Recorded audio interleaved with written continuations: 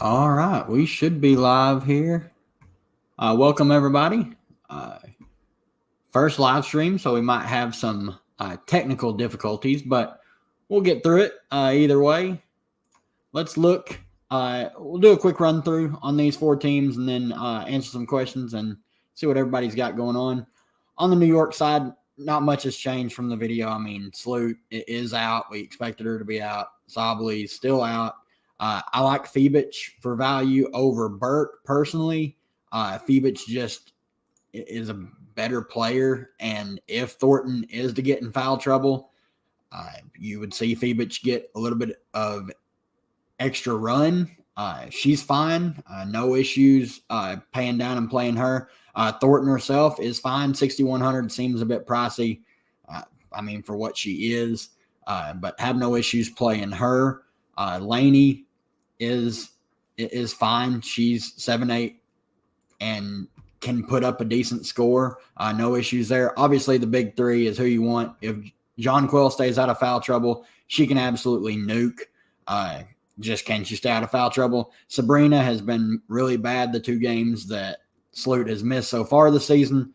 Tough matchup, so tournament play only, but huge upside. Stewie, nothing needs to be said about her. Tough matchup against AT, but should play massive minutes. They just don't have any bigs. On the other side of this game, love AT at 11.5. She probably will play the entire game. Would not shock me whatsoever. Bonner, great tournament play. Laney is going to be Gardner, which is a slight downgrade, but I mean, Bonner is so big and long. I'm not too worried about that. Bree Jones, 8,500. Price is fine. Hopefully the minutes are there. If you play her, she can get there. I would expect her to play quite a bit, assuming she plays well and doesn't get in foul trouble. Carrington, solid tournament play because not many people are going to play her, and she's going to get Sabrina on defense. I really like that for her. Harris, don't mind her for tournaments if the shot's falling.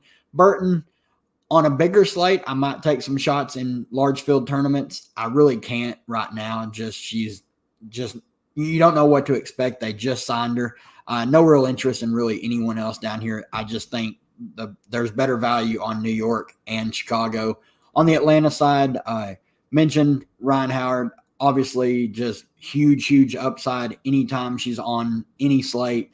Has not shot the ball well of late. I mean, if you look, really not shot well. She has big upside. Tina Charles, good matchup. Will she get the minutes? That's the big thing. Minutes were really down last game in a pretty competitive game. That's a little concerning. Alicia Gray, fine tournament play, pretty score independent. I'm really high on Cheyenne Parker today. She shot abysmally in 22 minutes last time out, still put up 17.5 fantasy points. The matchup is great.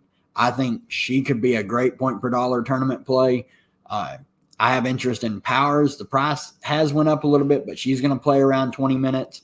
No interest in Haley Jones. Really anybody else down here. You could take shots on Hillman if you're playing a bunch of lines. On the Chicago side, I actually really like Reese up top. She played 35 minutes this last time out if she stays out of foul trouble, which there is concerns. I mean, she always finds a way to be in foul trouble. If she starts sinking some shots, she has a 50-point fantasy day in her bag. It could be today. The matchup's really good for her. Mabry, rough game this last time out. Didn't shoot the ball very much. The peripherals were down. I like going back to her for tournaments. She has big upside. Kennedy Carter's been a revelation. The usage is nuts. So 8,300 might scare some people away. Don't mind her for tournaments. It is a revenge game. So if you want to go there, have no issues with that. Dana Evans, the minutes were really down this last game. She actually got benched. I would expect her to play mid-20s minutes, assuming she plays well, but worried if she doesn't, they'll give her the quick hook and just run Kennedy Carter, who's arguably their best player right now next to Mabry. This Shield's just not for me. Minutes are going down. She just shot the ball terribly. Might have some shares in if you're making 20-plus lineups. Cardoso and Harrison, I'll like whoever starts. I'll like whoever doesn't still, but I like the starter the most. Lindsey Allen, you can take shots in tournaments. Just not really for me. The peripherals usually aren't there. She's not a very good scorer. not a good fantasy point per minute player. Oni or Bree Turner will play a little bit. I think I'm not playing either of them. They're really bad fantasy point per minute players. But really, the big thing is whoever starts, Cardoso or Harrison, I think Cardoso will start. I like both no matter what, but obviously whoever starts would look better. Let's look at some questions here, see what we got. Got a whole bunch of people saying, what's up, everybody? Happy to be doing some live streams. I really am excited for this game. Sun and Liberty should be a blast of a game. I can't wait to hop off here and watch that.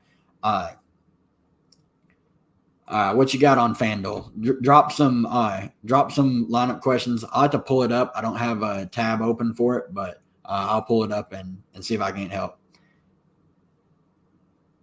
Let's see here. Who you like more of? I fully expect one of them to start. If they troll and start like Oni Wnba like they have before, but Oni was starting for DeShields. I just don't think they can start her at the 4. It would like blow my mind if they started Oni over both of them. I lean Cardoso because they need her size, but they could start Harrison. I think both will still be in play. Whoever starts, whoever doesn't, obviously whoever starts would look better. What's the chalk looking like today? I mean, the chalk, I would imagine it would be like Stewie, AT. I could see Kennedy Carter getting like steamed up to a ridiculous high ownership. Just it is a revenge game. She's been playing big minutes. But the chalk is going to be whoever starts for Chicago at the 5. They'll be the highest owned play of the slate. If not, people are just donating money. I mean, they're by far the best value on the slate. I don't mind the Dream Sky like a game stack there.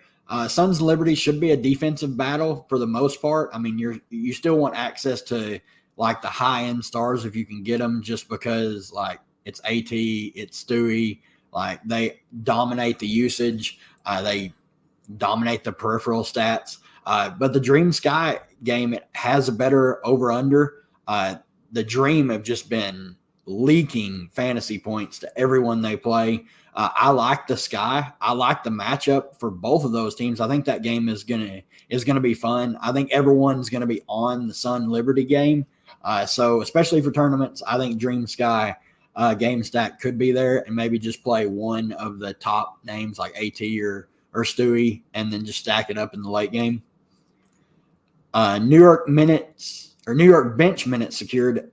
I think so. I mean, they have to play at least 2. I don't think Docic or Davis are secure at all. Like I wouldn't play either of them. But like Burke is going to play low teens minutes with the potential to play more if Laney or Sabrina get in foul trouble. Phoebich as well. Like Phoebich played a lot last game because Thornton struggled and because she got in foul trouble. Phoebich can ball. Like Phoebich can play. I'm high on her. I think they're going to play her over Burke more times than not. And that's why, like, if I'm playing one of those values, I'm going to Phoebich. I understand it's kind of chasing because she's played big minutes the past 2 games, and box score watchers will click her first. But I just think her upside is just way higher than Burke's. Cardoso and Izzy cheap enough to stack? Absolutely. I actually am stacking them in a lineup just to fit everyone else that you want in. Both of them are going to play.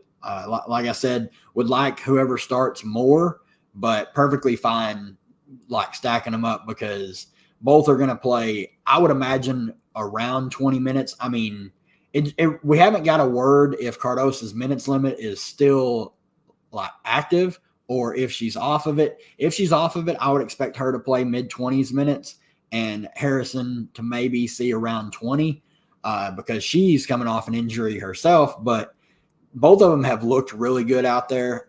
I think they go with the hot hand. That's also why I'm really high on Reese. I think Reese plays as many minutes as she can handle, and she looks good. I mean, she played really well against Washington last time out. This matchup is just as good, if not better. I'm high on Reese. I don't have her right now, but I'm thinking about making some swaps to get her in the line. What cheap cards can I get from 35 to 4? Really? There's not much. I mean, you're probably just playing Mitchell, because the minutes are there.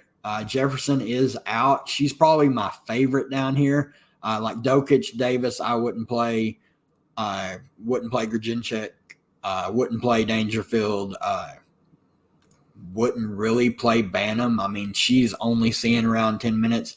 She can hit some threes. She's going to chunk it when she's out there. I would probably lean Mitchell just off minutes, but I might rebuild just to be a little safer. I don't really like anyone in that range.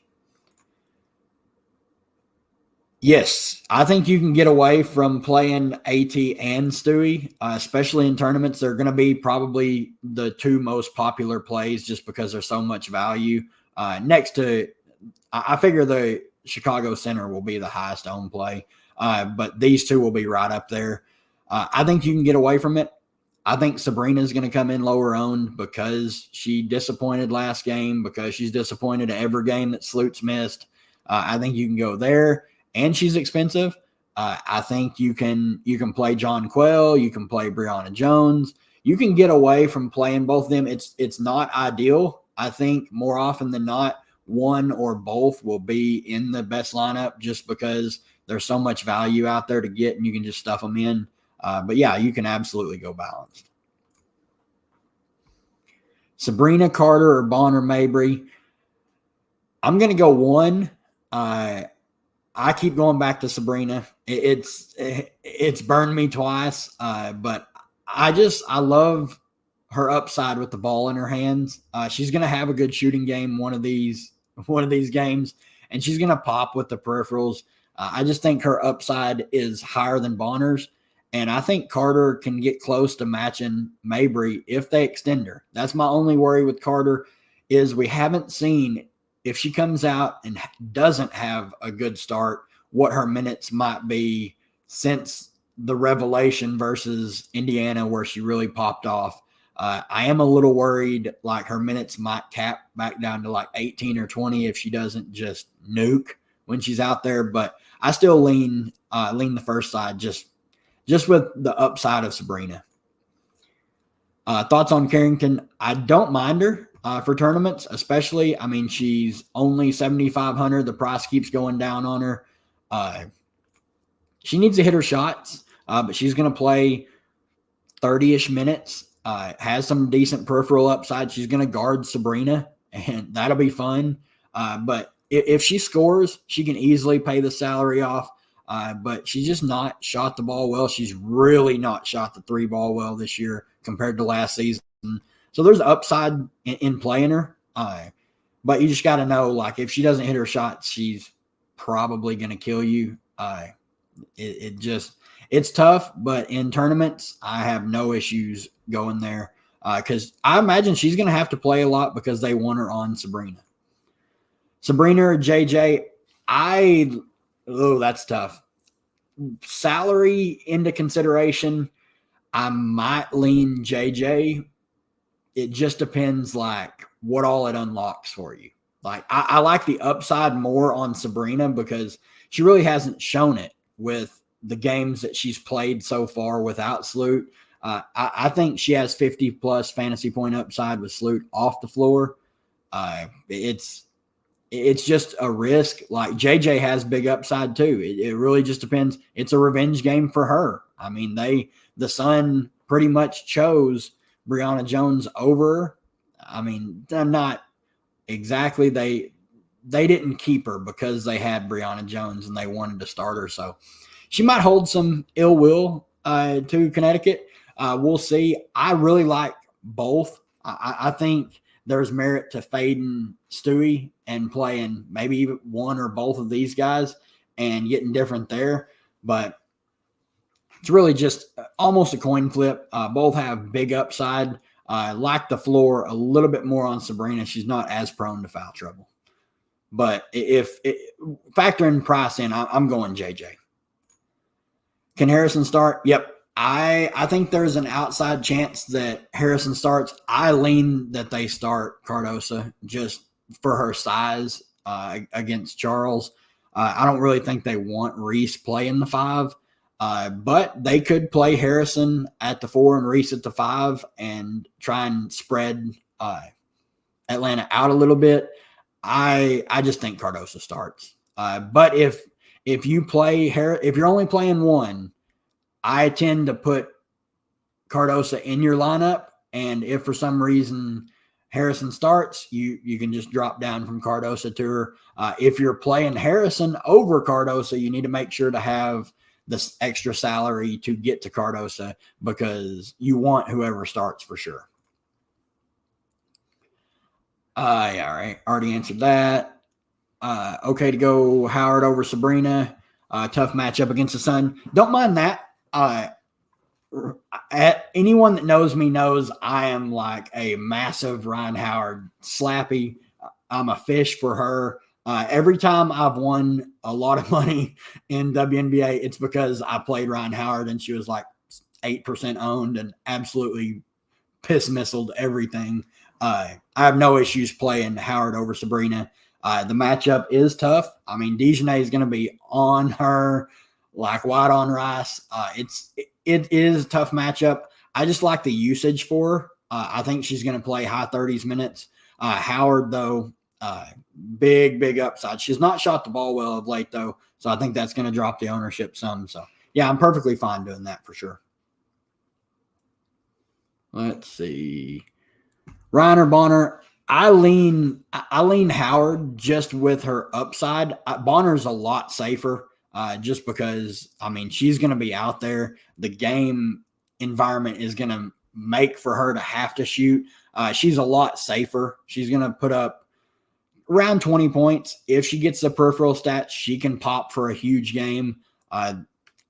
It's really a coin flip. Like, if you think Ryan shoots the ball better, I probably lean that way. But Bonner's safe.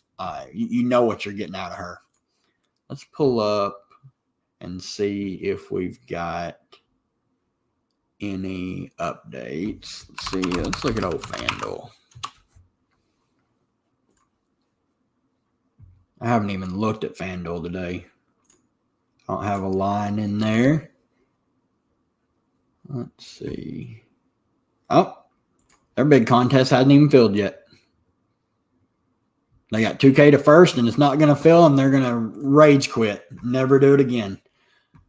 Let's see. Let's see if we can't share tab here. Well, kicked me out.